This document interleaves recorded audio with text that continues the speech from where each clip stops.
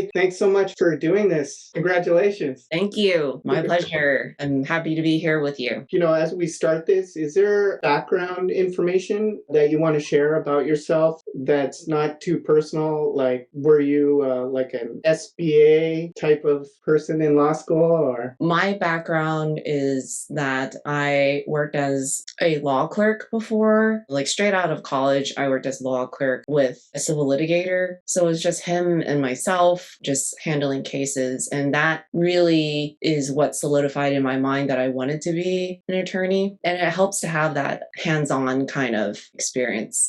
Then after that, I did apply to law school and I got into law school. I dabbled a bit in 1L. I know you're not supposed to work in 1L, but I'm really sort of ambitious. So I worked in my 1L year starting the fall, and I worked at an oil and gas title firm. And then after that, I worked at a small boutique firm handling business and other intellectual property matters. And now I work for a corporation. So we handle transactions and contracts and other things and brand protection. In law school, I was always sort of engaged in the student body. Like I knew so many people because that's sort of the nature of our business, is that you want to make these connections and meet others, and hopefully you'll remember each other later on down the line when you're in your practice. So in law school, civil litigation was what you wanted to do? Everyone goes into like school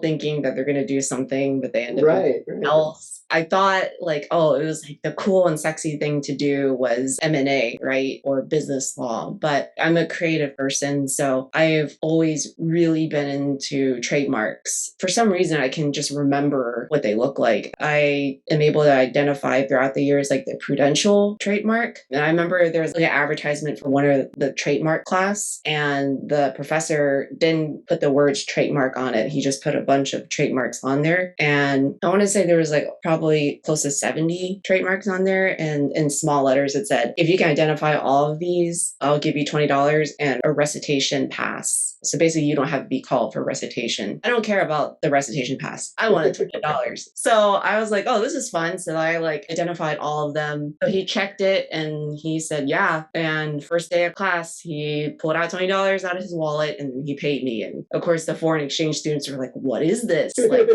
do we just do this in America kind of thing? But yep. So that's what kind of grabbed you. Very interesting. And the Prudential, isn't it like a moose or something? Prudential is a mountain. And a mountain. It kind of morphed into like this like abstract, boxy like mountain. So okay, maybe I'll try and flash it on the screen. But I knew it was kind of nature-ish. Are you a retaker, or was this first time? It's not like I didn't apply myself. I've always been a person that has struggled with test taking, and that's really a commentary on the kind of inner rhetoric that I am giving myself. So, and it's tough, especially when it comes down for me to like multiple choice questions, right? I think I write very well. I think I can prove my point when I write. But when I like get down to like multiple choice questions, I'm like, A sounds good, but C also looking real good. I tend to talk myself out of, okay, it can't be A, it must be C. And then that's kind of where I suffered, especially like on the MBE portion of the bar. And I did take several times and I couldn't figure out what the problem was. I was doing everything that everyone else was doing, but I wasn't really taking note of what works for me. And I think that's a big part of the bar. You know, they always say like, oh, this is a test of mental fortitude against yourself. And it truly is. You have to sit down, get comfortable with the fact that, you know what, I don't have that much confidence in myself. When I sit down and try to do multiple choice questions, I think that's the answer, but it's not. And every multiple choice question really can be boiled down to, one, did you read too fast? Or two, did you just not know the law, right? Because it can just sometimes turn on just one fact, one word that you just happen to just miss. close and you would have gotten it right if you just realized that. What was your lowest point in bar prep? And once you tell me that, the second kind of compound question to that is, was there a point where you were going to say,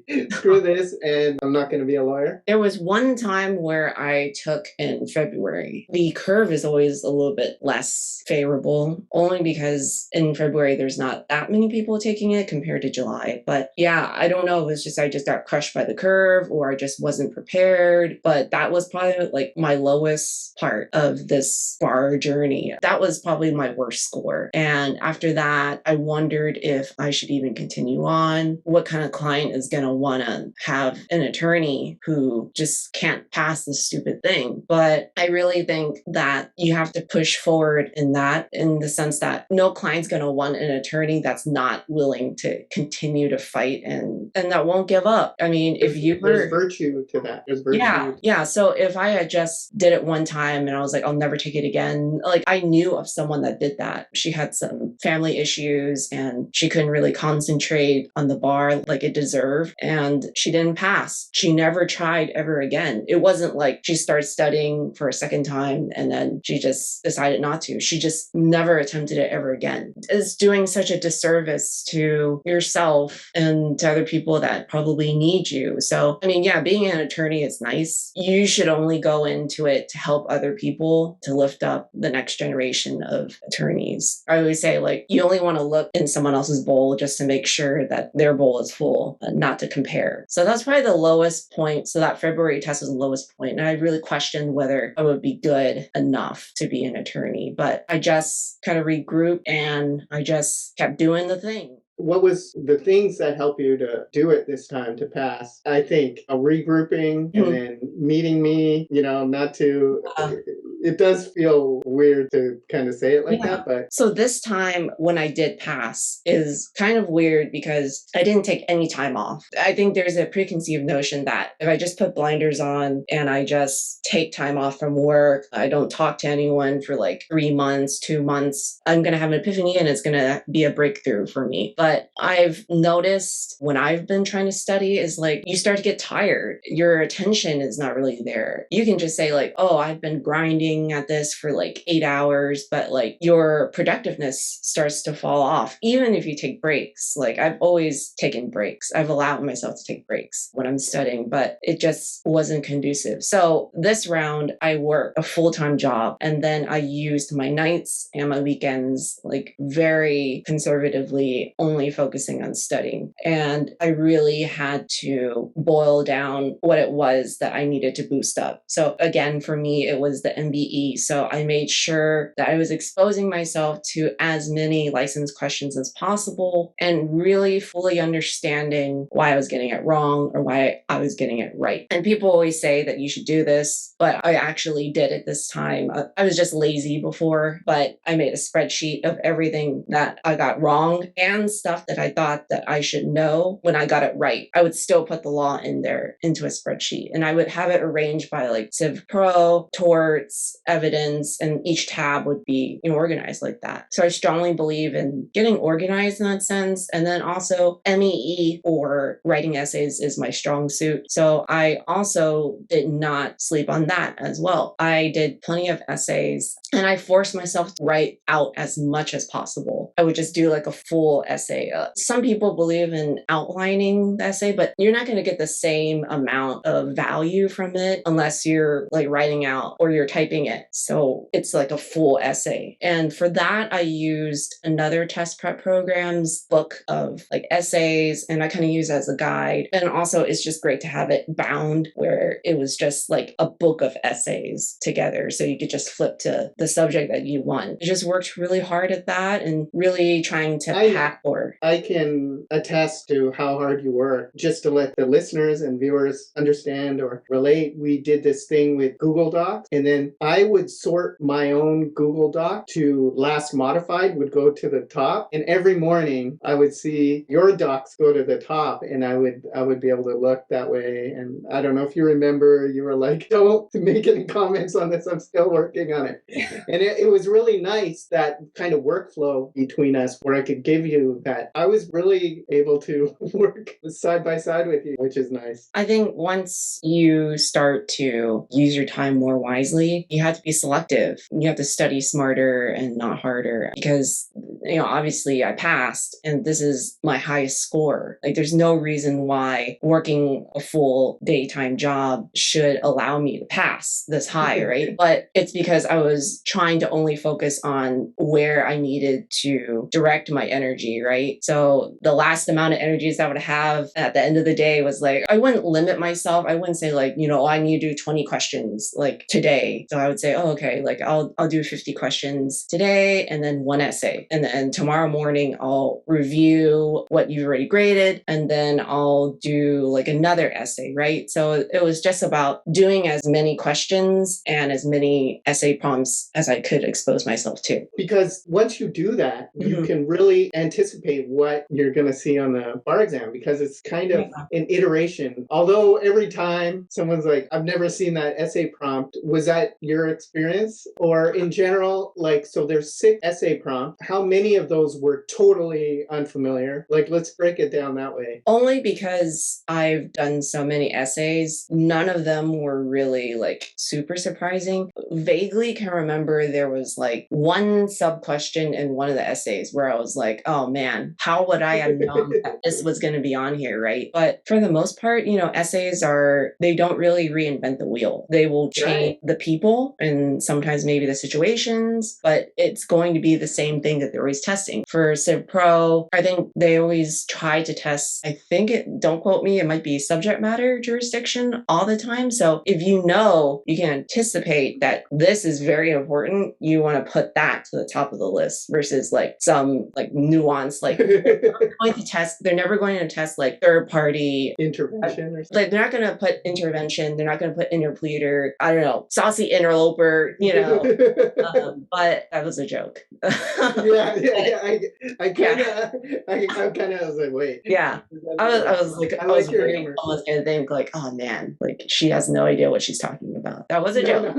But if you start to see these things in your mind, you start to realize that you're going to see the same thing over again. It's like, oh, here comes that same common law marriage question, right? So for me, I personally believe in that saying where it's like, you have to see something several times. I think someone said the human mind has to see something 7 times in order to like really remember it. You're supposed to mention things 3 times. That's the Alfred Hitchcock rule to really make sure it sticks in the audience's mind. And I think here, I don't know for me if it was 7, but I know that I need to see something more than once. So that's kind of where the beauty of this program works because you're seeing the same thing over and over again. But if you get into like the motion of having it where you're identifying the question not because of the same facts and you know that it's going to be answer A, you know what type of law it's testing, what subject matter it is, and you can confidently say like, all right, I've narrowed it down to 2 yeses, 2 nos. Well, we know that no is out of the question. So it must be one of the 2 yeses, right? I've done studying before where like I just happen to know the answer. Oh, it's the one with like the green ball answer. It's that one. Oh, is this question where it's about the green ball? Yeah, it's green ball, right? But you have to train your mind to not think like that. And I also feel like the multiple choice questions sort of like a throw up. Like you don't know what to anticipate because I always feel that there's really no multiple choice questions that are released and out there right now, any programmer is using that can really prepare you for that. But the reason why all of these programs still work and they're successful is because they're training you to read the question in a certain way. And I think that's just kind of what I did. I was already kind of like thinking in that legal mindset. And they don't really teach you that in law school unless like you're constantly looking at these type of questions. I would say it's more of learning how to take the test and thinking in a legal mindset versus kind of the skills that they were teaching and testing in law school. So I think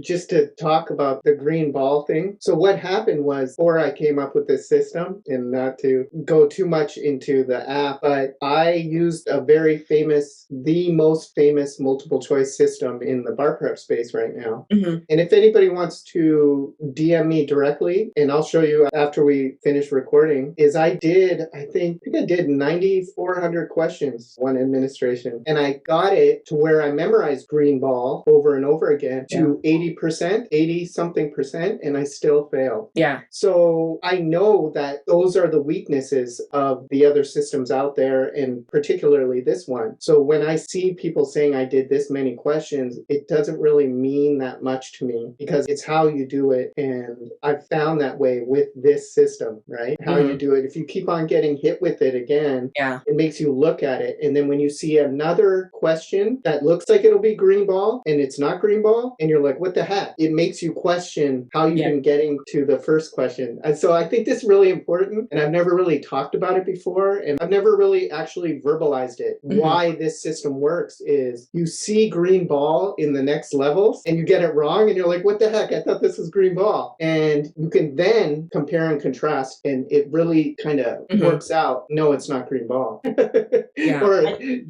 green ball isn't going to get you the point on exam day. Yeah, and I think I used the same sort of program that you did. I mean, everyone tries to uses this program. Yeah, but it wasn't really working for me because I would do like 2,000 something questions, right? But how much of that was I absorbing, right? Because in those kind of things, you're just trying to make it to the end, right? Whether it be like, I just want to do a quiz of 10. I just want to do a quiz of 50. I just want to do a quiz of like 100 at one time. But even if you sit down and review the answers afterwards, you may not retain that as well as if you saw the same question over again and then, it's incorporated with other new questions. Right. That's the beauty of this system. In that other program, I would just do the questions and I would tell myself, okay, like I've gone through it or I will go through this. But, after a while, you start to get anxious. It's getting closer to test date and you're like, Dad, I don't have time for this. And you move on to the next one, right? Right, exactly. The stress kicks in and you're like, whatever. And the kind of, I don't know if Murphy's Law is the right word for this or whatever law it is or whatever coincidence this happens to be. That one that you kind of blew off in stress and urgency to getting close to the bar exam, that's going to appear on the bar exam. That's what's going to bring your MBs down. One time, Spendthrift Trust was on there, and I was like, "Oh man, I saw it. I just flipped it." But I thought, chances, And that's another thing with this system is I make you do it. Like, there's no way around it. Like, you got to do it. That was more for multiple. That is for multiple choice, and you were talking about essay.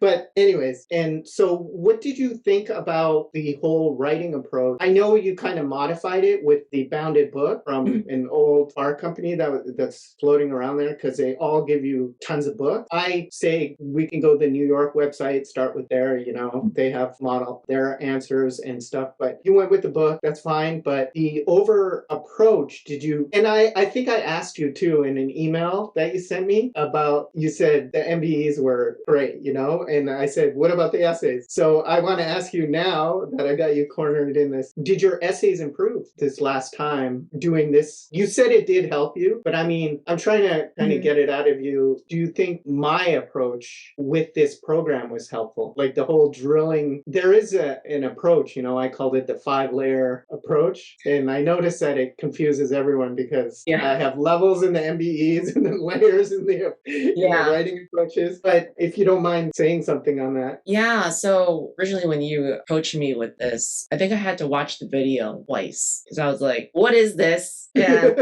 like, what are you doing? And why should I have to do it like this? And admittedly, I was like, very weird. About trying it like that. But I figured, I mean, let's be honest here. I was like, I'm paying for this. I better just do this. I need to do something different of how I have been previously doing it. So I tried your method, the 5-layer method. And once I kind of got into a groove of doing that, like it was just very easy to just draft like an essay answer. And you can modify it too. You can make it your 5.5-layer approach, your 7-layer approach. Like you can do, or you could shorten it, like he's doing the kind of the same, it doesn't matter, but it's an approach that I think you can apply to anything, like it can make you a robot. I just got off a demo call with someone and I said, by the time February comes again, you're going to be like a robot, like it, and which I think you were a robot for your exam, or you were really approaching that? Yeah, and that method that you use, the 5-layer method, it can work even for the MPT, because like I would do the program that There's a video of me doing it on an MPT. Yeah. You may have missed over it, but I have a 5-layer approach for the MPT too. And I did that, which I was worried because usually when my school would grade my MPTs, I would score pretty high. But once I got to the actual test, like I didn't score that well, and I couldn't figure out why, other than the fact that maybe my formatting was wrong. So I think that's kind of where the beauty of your program kind of helped, because it really made me kind of stop and assess and take note of what are they asking, right? What do they want me to do? Am I writing an opening statement or a closing statement? Is it one of those like weird prompts, or is it like a run of the mill like memo? Like this past take, it was 2 memos, right? So it's easy. You know the same way of how to do it, and because you've done so many of these MPTs and you're using the same process, the same robotic process. So in episode 14, she said something along the lines of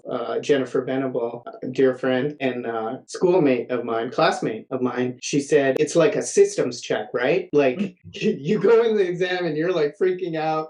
These prompts, you get all these prompts. You're like, did I study this? Did I not? Just slow down and systems check. Layer 1, do that. I can do that. Layer 2, do that. I can do that. Layer 3, and you just go down. It controls the freak out. Yeah, it controls it, because I think just you talking about it, I think I realized what my problem was before your system. The problem was I was like, already like typing like a millisecond into when the time had just started. But I was writing so much, I wasn't getting into the analysis portion of it. And like, I wasn't really like focusing on the formatting too. So the key is not to write so much, as much case law, as much, paragraphs as possible. That's not what this test is about. It's about how can you form an answer that is client ready, or at least for your supervising attorney, at least for the MPT. Agreed. 4,000%. Thank you for elaborating on all of that. Let's talk about results. We're moving along here. Results. So, I have it broken down in this list of questions as the results when you did pass, and it doesn't really matter. I guess I wanted to ask what your experience was from your results and anything you can remember. I think it's important for this latest results. Like, how did you feel? Were you like, I know you were nervous because we talked, but please.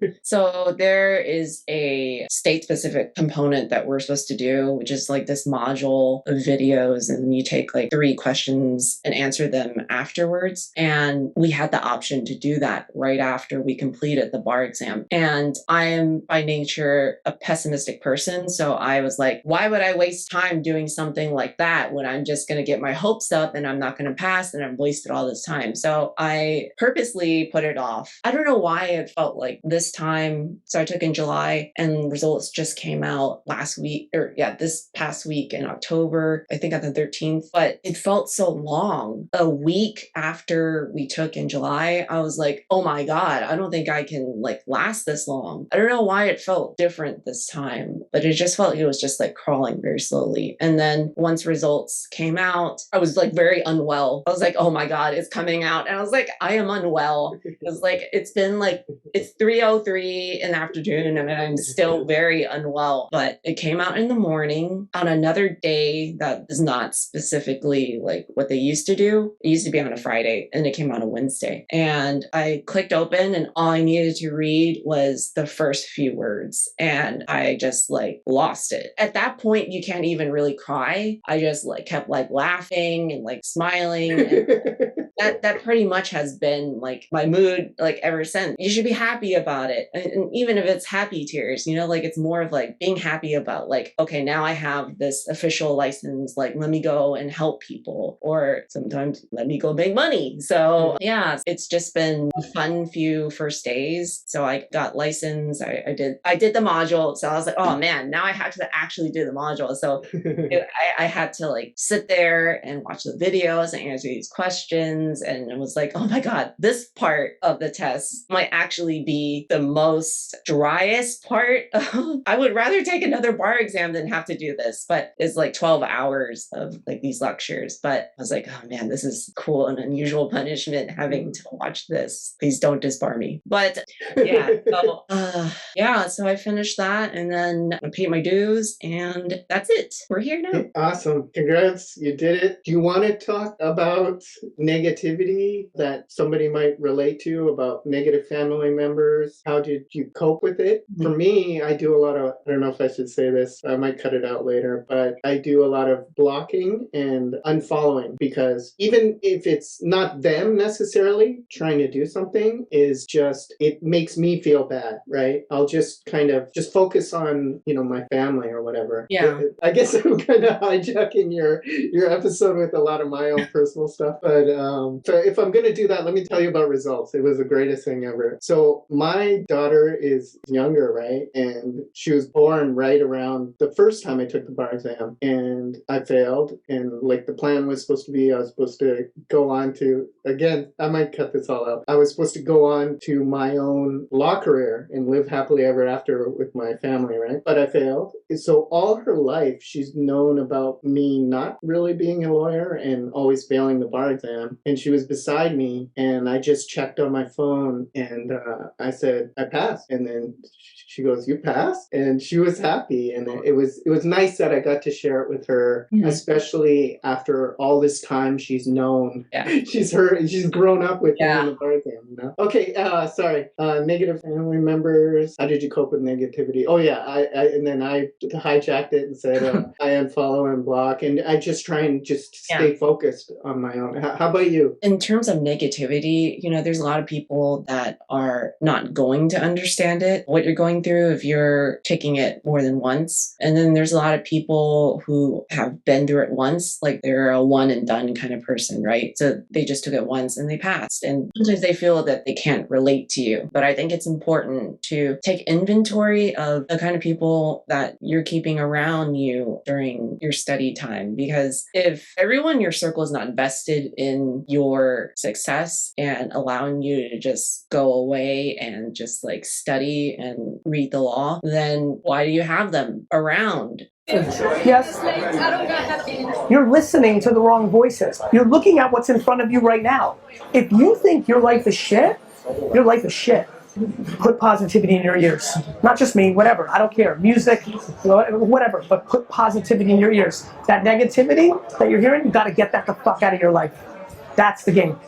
I don't want to say like completely cut them off, but sometimes you need to say no and you need to remove yourself from these relationships. So there was like maybe like a couple of people that I said that I can no longer do this with you because it's not conducive to my mental health and my confidence in myself. So I think I've spoken about that a lot on Reddit, as well as like you need to take care of yourself and eliminate such toxic relationships. And relationships in the sense that it doesn't mean like an amorous relationship. It just means like, your friends or your family or even your boss, that could be anywhere from the sliding scale of like, just telling them like, hey, I'm going to put my phone on do not disturb. Like, I'm not ignoring you from this time to this time, I'm going to be studying, all the way to like, I full on like blocked people, quit my job. I didn't know what I was going to do for money, but I knew that I was going to just have to just focus on myself, and probably for the first time in a long time. So it's definitely important to take inventory of the kind of people that you keep around. So thank you for that. I know it's tough to talk about. Let's go with the last question. Is there anything you want to say to someone studying for this next bar exam? Like kind of an open kind of question? Yeah. So there is going to be plenty of people that are going to be looking for your name on the list. It's inevitable. Every end of February, every end of July, that's always what people are going to be doing if they know that you're taking. But you need to just not worry about what so-and-so going to think. Are they judging me? You're in this for yourself. It doesn't matter what they're thinking. And you just need to put your nose to the grindstone and just grind, until you can just be able to just read a question and